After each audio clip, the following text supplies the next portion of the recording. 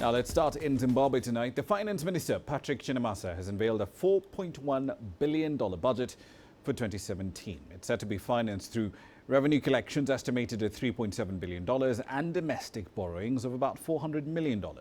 The country's coffers will remain under pressure from employment costs, which is set to take up $3 billion worth. Recurrent expenditure will be about $400 or so million. Capital expenditure has been pegged at about $500 million.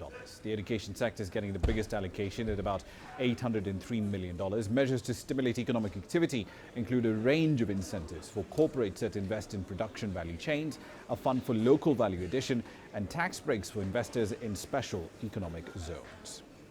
We are proposing a freeze on remuneration and benefits for public entities, and this will be pending finalization of the new public sector remuneration framework. We are also proposing, Mr. Speaker, a freeze on an increase in prices, fees and charges by all public sector entities, including charges on water, power, rates, local taxes.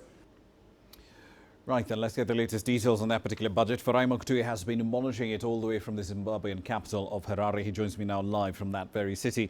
Farai, walk us through the main highlights here of exactly how this budget is going to be funded and, of course, where the money is going to come from and what changes to the tax code have been made. Well, Rama, the funding mechanism, as you've just mentioned a short while ago, revenue collections through duties and taxes, amongst other things, are supposed to deliver $3.7 billion. The deficit will be funded through borrowing from the domestic market. In the past, government has issued treasury bills as a means to borrow locally, and we expect that it will do the same in the coming year.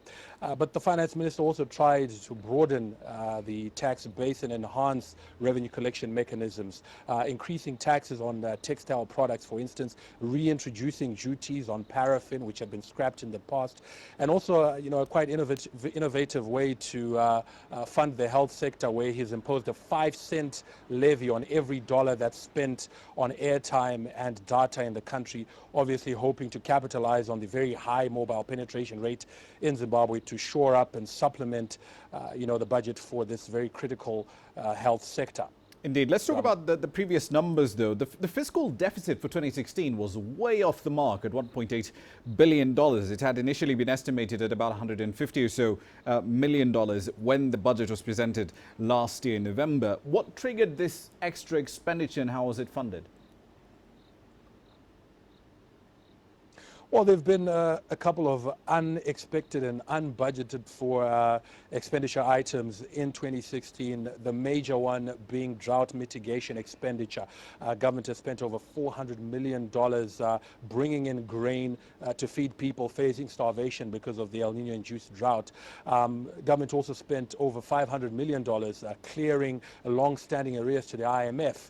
And this time last year, as you mentioned, when the budget was presented, the 2016 budget was presented last year, the finance minister had scrapped bonuses for civil servants. That decision was later reversed by cabinet, and so he had to fork out for that 13th check, although it was in staggered payments throughout the course of the year, but still something he hadn't budgeted for. And so all that came together and combined to push up and wreck the projections that he had made initially on the deficit. Indeed. The 2017 forecast is set to be a lot lower at about $400 million. How has that number been brought that low, and is it something that we can credibly refer to as, the main deficit number that the government will essentially stick to, plus or minus 10%? Well, sticking to it is going to be very difficult. I think the finance minister is being optimistic in terms of his ability to rein in expenditure and also just that there won't be any unforeseen expenses. I think he's seeing very marginal savings in employee costs. There's been about $140 million that's been saved in terms of projections because of audits and rationalization of the civil service. He's obviously also expecting that this agricultural season will be significantly better than last year.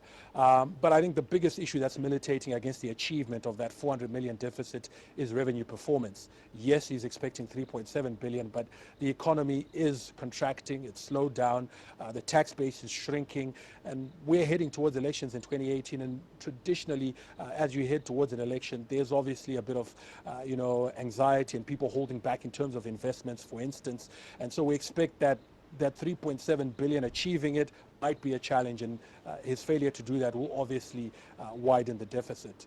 Indeed. It's an interesting pattern. We see that in several countries across sub-Saharan Africa as well. One last question for you, Farai.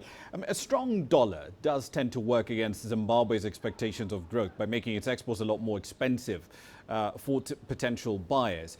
Is the ministers, and by extension the government official position, still firmly against switching from the dollar to the rand? Well, Rama, I think there's been no official stance in terms of saying we don't want the rand. I think obviously adopting the rand as a formal currency will be a bit more complex than the way we've gone in terms of dollarizing, where we woke up one day and said, look, we're now using the dollar alongside multiple currencies. I think it obviously requires formal negotiations and formal entry into a rand monetary union, negotiations which may not necessarily be underway at this point in time. What we do know is that the government favors the status quo, where there are a variety of currencies that the country accepts as legal tender, and within that basket of currencies, being able, or certainly trying to disincentivize people from using the dollar. So attracting people to use bond notes, to use the rand, the pula, amongst others, instead of the dollar. That is what we know that government favors, maintaining the status quo, and then within that framework, trying to discourage the use of the US dollar.